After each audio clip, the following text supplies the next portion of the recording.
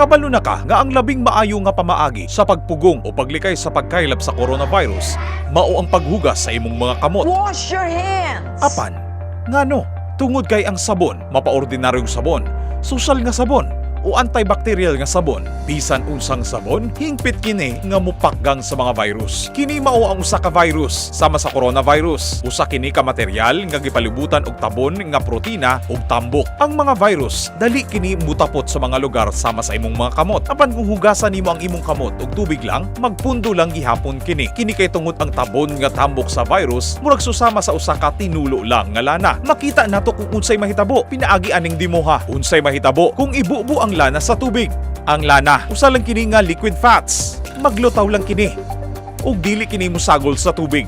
Apan kung butangan og sabon, matunaw ang lana sa tubig. Kini tungod kay ang sabon adunay duha ka bahin nga mga molekula. Ang usa ka tumoy sa molekula madani sa tubig, samtang ang laing nga tumoy sa tambok. Mao nga kung ang mga molekula sa sabon managsama sa tubig ug tambok, ini nga duha ka atraksyon literal nga bulag-bulagon ang tambok ug palibutan ang oil particles para makatibulag sila sa tubig. Balikan nato ang coronavirus molecule. Ang tabon nga tambok mao ang naghugpong niini. Kung makiglambigit kini sa sabon, boom! Mabira pagawas sa sabon ang tabon nga tambok niini. Literal nga ang sabon mupakgang ug muguba sa mga virus. Unya ang tubig maoy magtiwas og hugas sa nabilin nga virus. Apan gikinahanglan kini og panahon ug dili kini moepekto dayon. Tukma nga 20 segundos jud dapat para mapakita kung ano mugamit kita og lotion para magsilbi nga virus ug ang tabon nga tambok niini. Magsiga kini ilalom sa UV light. Kung imong hugasan ang imong kamot sa tubig lang, dili kini matangtang. Kung hugasan nimo gamit ang sabon sa sulod lamang sa liba o pulo ka mga segundos,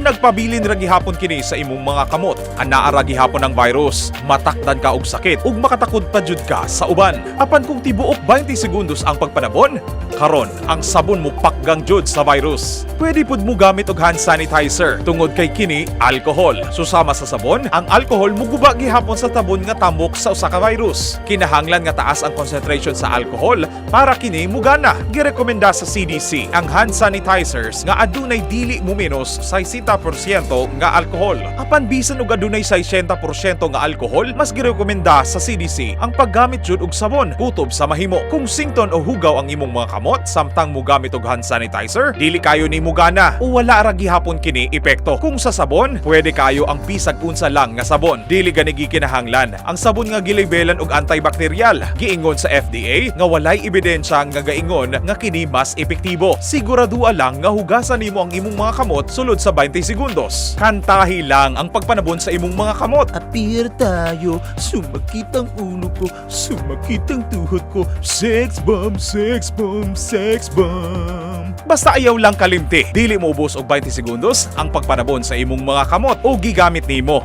ang labing maayong mupakgang sa virus, ang sabon. Bow! Kini si Super Kaloy nga magpahimangno kanimo nga pagsabon bago og mahuman og kaon, pagsabon paghuman og gamit sa CR, pagsabon Na yung kaligo pod. basta kadalihok pagsabon.